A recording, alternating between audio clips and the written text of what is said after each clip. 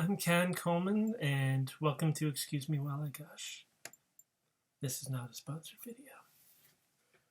Now, before I get to gushing about Ghostbusters,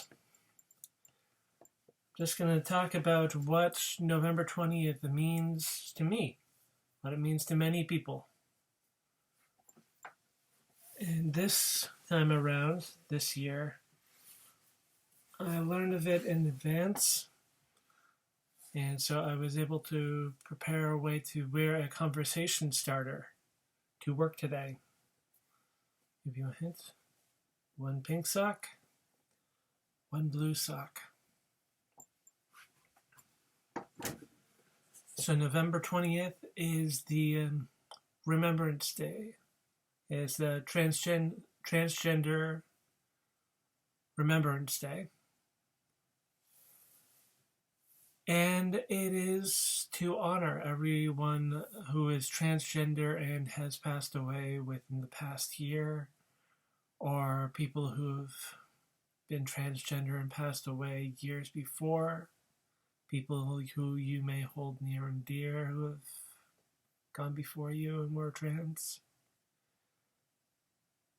And it is fairly widely honored because there are so many people who die who are transgender. There are, at least in this year alone, 2020 so far, there have been, I think it's 32 reported deaths by violent harm. Transgender people killed by someone else. Then when you add in the tallies of people who are trans and who have OD'd, people who are trans and who have committed suicide, people who are trans and they've just been killed and it hadn't been reported as a hate crime or it hadn't been brought to global attention, people who've been thrown in prison for being trans, people who've been executed. There are LGBTQ people being executed in, I think, 3 countries.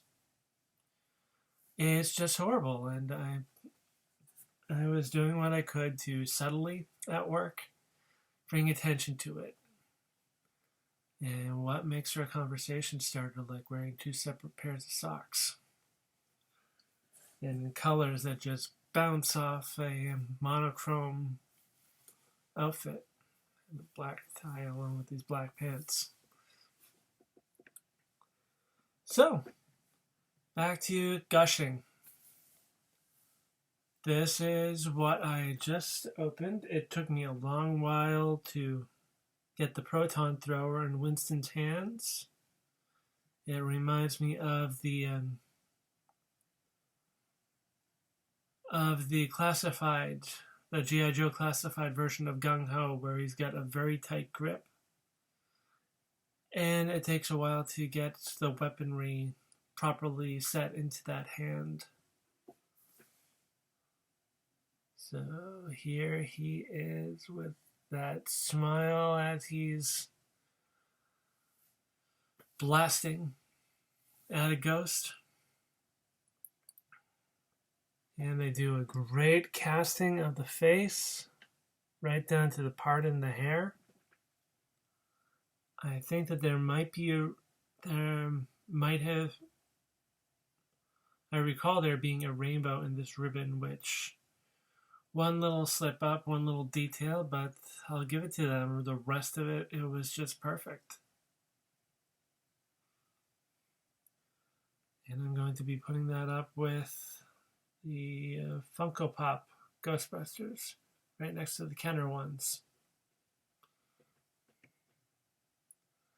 And in the following videos, I'm going to be opening more of these Plasma Series. I got the first 6. I haven't gotten Lewis. And I tried pre-ordering the Ecto-1, but the pre-orders were already sold out. So this next piece I ordered as soon as it was available. Within the first hours of availability, because I had been hearing about it for a while, and I was so psyched.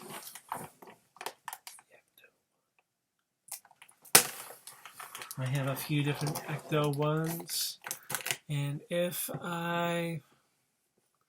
I'm just looking at the cursor and trying to match. So right there, I think that is the Hot Wheels regular. That is the Hot Wheels Real Ghostbusters. And then I have another one over there.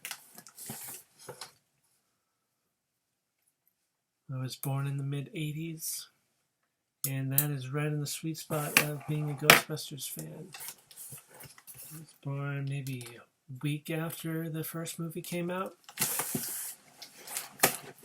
And just as the first episodes were coming out, I got the original Kenner of Peter. And I fell in love with the franchise. I got the Kenner Ecto-1 A, as the term is, from Ghostbusters 2. My brother and I, we got the firehouse, and our dog was just big enough to walk through the firehouse doors. Here we are.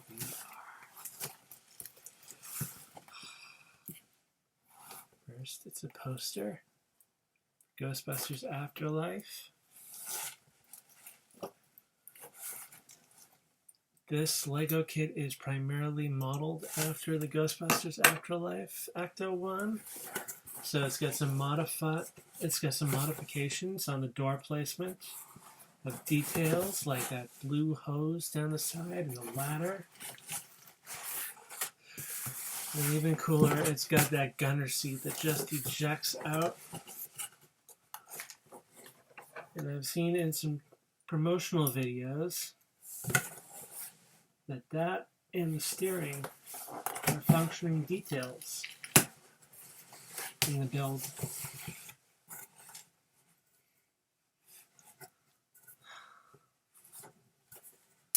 It's going to be awesome. And the sides are 18 inches long, 8 inches high, including all the gear on the top, and 6 inches wide. I have never had such a big Ecto-1. Here it is.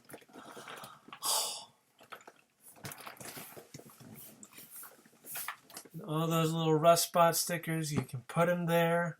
You can leave them off. I see them as sort of the slime stickers that came with the Ecto-1A back in the Kenner days. It just looked more and closer to the movie with those on.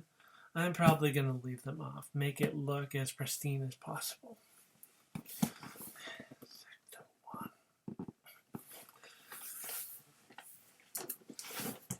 I was calculating the proportions just so that I could have an idea of where I was going to store this.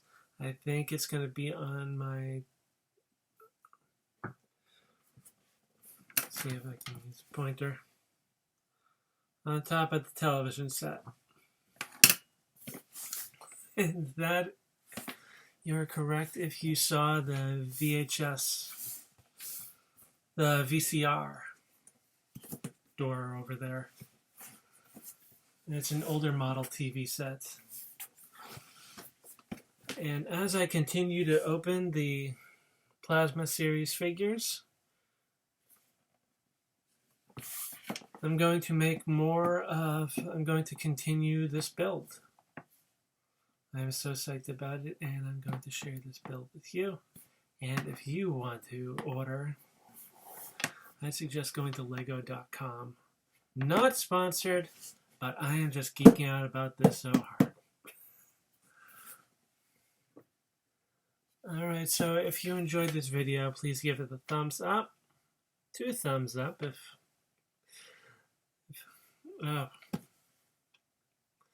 one thumbs up per viewer, 1 thumbs up per Gmail account. browser. If you like this video, please give it a thumbs up. Leave any comments below. Subscribe if you want to see more from this channel. I somewhat regularly do, while I gush videos. Cooking videos called What's in My Lunchbox. Those may be coming back soon. Frozen faves. When I see a nice ice cream flavor come out, really get into that. Thank you so much for watching. Bye.